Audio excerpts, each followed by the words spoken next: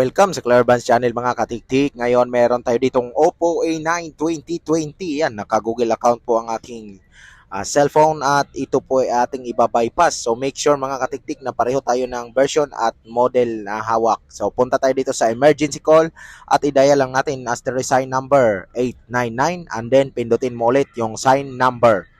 Tapos punta ka dito sa software version. At pinakataas mga katiktik, makikita mo CPH 1937 at yung Android version niya is 10. So dapat Android version 10 din yung hawak nyo mga katiktik para working din sa inyo. So make sure nakakonect tayo sa Wi-Fi o kung wala kayong Wi-Fi, dapat yung SIM card na gamit nyo is may data. So tingnan natin dito, accessibility.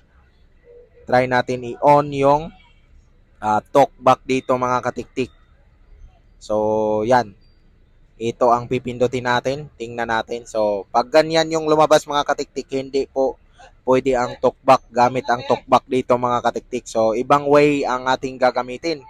So, no need PC tayo dito mga katiktik at hindi din tayo magagamit ng erase all data. So, papalo na lang mga katiktik para ma-bypass din natin ang iyong cellphone. Sabay-sabay tayo mga katiktik. So, ang gagawin nyo lang dito is pumunta tayo ulit dito at i-turn off na lang ito mga katiktik kasi hindi po working ang talkback. So, proceed tayo sa next step. Next tayo.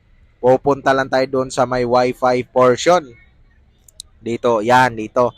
Pindutin natin to. At kung napapansin nyo, wala din siyang QR code. Kasi nga Android 10. So, sa pinakababa, manual yan. Manual add network. At itong mic, pindutin natin. Deny mo mga katiktik, mic, and then don't ask again. Ayan, nagkulay puti na po. Pindutin lang natin at yun, pindutin natin tong allow. Yo, ganyan lang kabilis. And then next mga katiktik is yung permission ito. Pindutin mo yung permission and then itong search icon sa taas.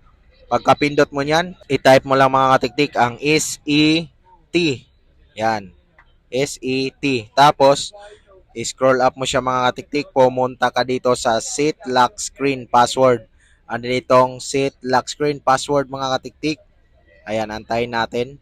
Continue natin mga katiktik. Pindutin mo continue. Tapos mag-create ka lang ng kahit anong password. So ang ginawa ko 1, 2, 3, 4, 5, 6 lang. And then add 1, 2, 3, 4, 5, 6. So pwede 6 na 0, 6 na 5. Nasa sa inyo yan mga katiktik. Add fingerprint. Tapos ilalock screen natin. Titingnan natin kung nakagawa ba tayo ng pin code. As yun siya mga katiktik.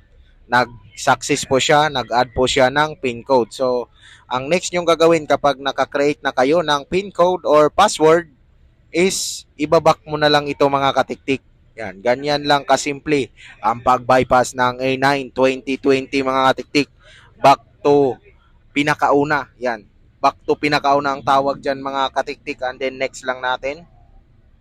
Pagka-next mo dyan, so make sure pa rin na nakakonect tayo dito sa ating Wi-Fi. Or kung wala kayong Wi-Fi, kailangan natin ng SIM card na may data. So, antayin natin. Dito mga katiktik, enter password. So, i-enter natin yung ginawa natin kanina na 1, 2, 3, 4, 5, 6. And then, next natin. So, instead na Google account yung ating i-enter, is ang i-enter na lang natin is yung ginawa natin na password. Ayan, skip na lang natin yung Google account. So, ganun lang kabilis mag-bypass mga katiktik. So, kung nakatulong ang video sa inyo mga katiktik, huwag kalimutan mag-like at syempre, isama mo naman ang pag-subscribe sa aking channel. So, ganyan lang. Sana mag-abang pa kayo sa next ko na mga video. Maraming thank you. So, yun lang. Huwag kalimutan i-like at syempre mag-subscribe. Bye-bye!